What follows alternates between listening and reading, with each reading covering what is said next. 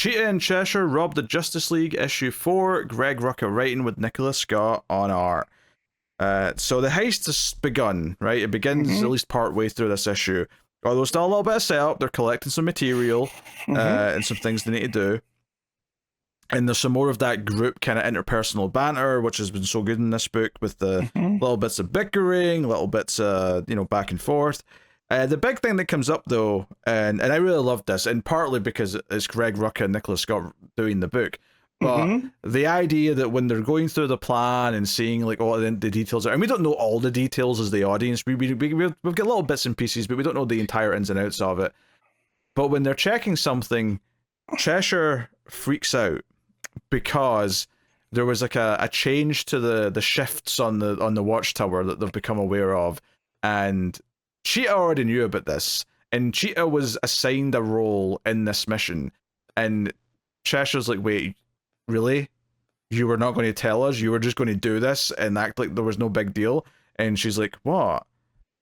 The person like on duty when this mission to go down is Wonder Woman? You and her in the same room? You know what happens when you two get together in the same room? It's going to get emotional, it's going to get heated and violent, whatever. And like basically says, Cheetah, you're out of this mission. My daughter's volunteering, she can do this part. I'm going to let her do it because you cannot be trusted in this scenario. I love that her relationship with Wonder Woman's so volatile or so history, or so fueled that like Cheshire doesn't even entertain the idea that this isn't an issue. Like she's immediately like, no, we cannot have you and Wonder Woman around each other. Yeah. Period. She says you're like a Teen Titans slumber party, loud emotional noises with somebody sobbing. And it's like, yeah, that's fairly right. Barbara and Diana have that love and hate relationship that only really close best friends can have, where sometimes you really hate each other, but other times you back each other up.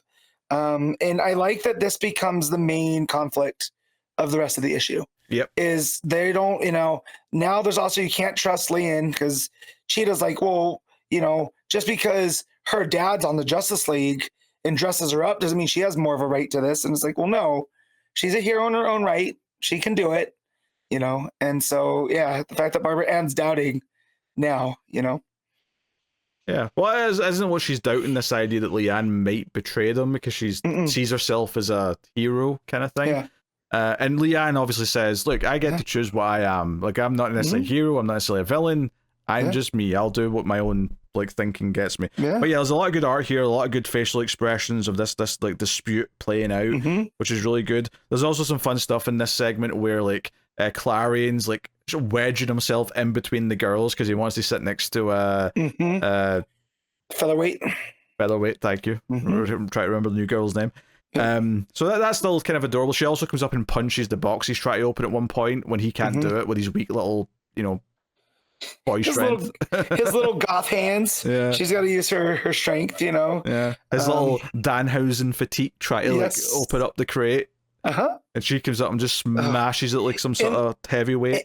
And the fact that it's they have bags of mice or rats that they put into these boxes. Right, yeah, it's rats. Come on. They know not to mess around with mice around Wonder Woman. Like she's got some recent history with Mouse Man knows. Yes. Mice have ears. Mice have ears. But NICOLA's got jogging Tickle staring much like a cat would at all the rats, in the box. I thought that was a fun panel.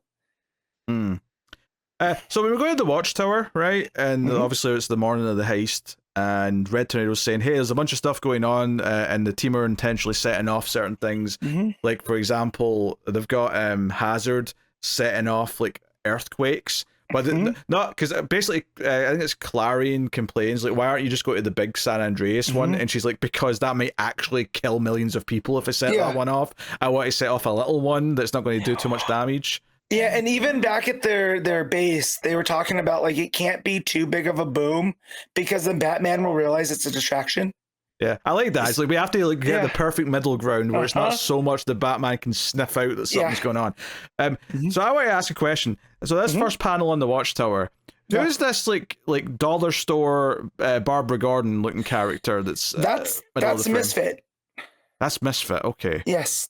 And I only know that from Process of Elimination because there's Bunker, there's Vixen, there's Flex. My first thing went to Flex Metallo, and I'm like, what the hell is Flex Metallo doing there? Just I feel like NICOLA SCOTT wanted to draw him in his, circus strongman physique. I just look at him like that's someone who couldn't afford to actually make a Batgirl outfit and just kind of put it together with stuff they bought at the store. Anyway, it doesn't really matter. So yeah, we see the Justice League are all spread thin, dealing with all these various crises, and we see Renee Montoya, the Question, who's of course the sort of the watch commander of the whole station, and she's like asking for what's going on, and Red Tornado's just like, there's like a meteor shower happening. You can see it from the fifth observation deck. Blah blah. There's a couple of fun little bits here where Rucka's getting to write some characters that he doesn't write too often, at least anymore. And that is Blue Beetle talking Spanish with Montoya and them kind of nerding out about it. I thought that was kind of cute. I also really liked that as he's walking in, Blue Beetle says bats to Batman, and Batman just without turning his head, just says Beetle. Like just returns it. I don't know. Give me a chuckle.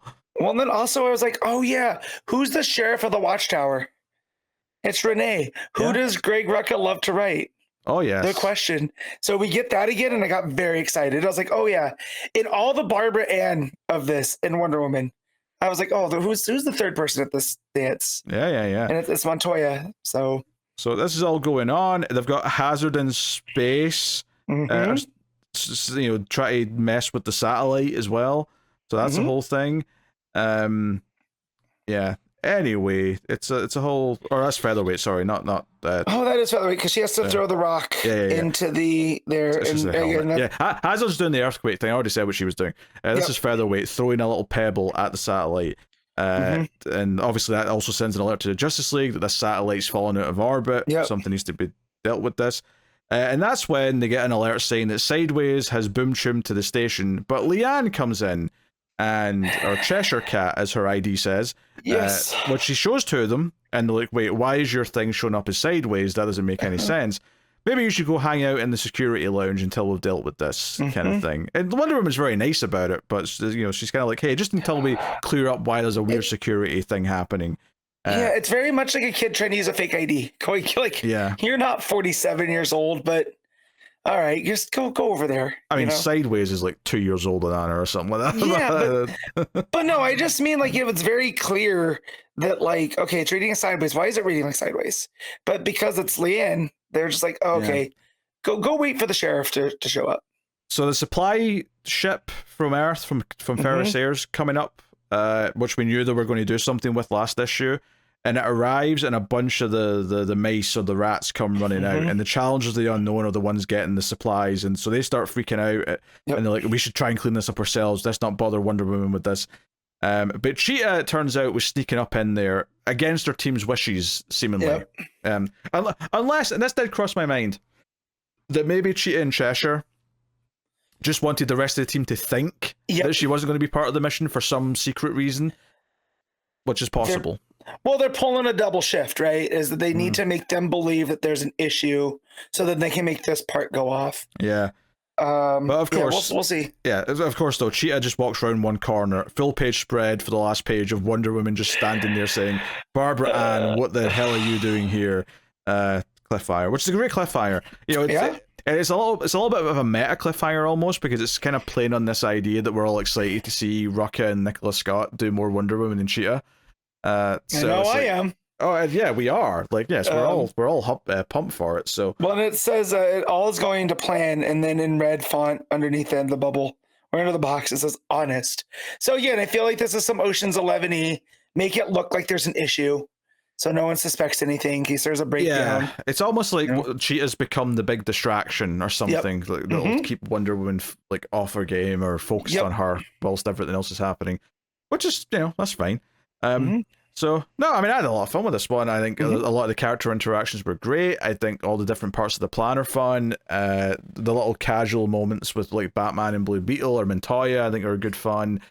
Hard to really not just really enjoy it. Like, RUCKA is just really good at writing these characters. And, it makes me wish there's going to be another RUCKA book after this one's done. We'll hope and see, I guess. Yeah, fingers crossed.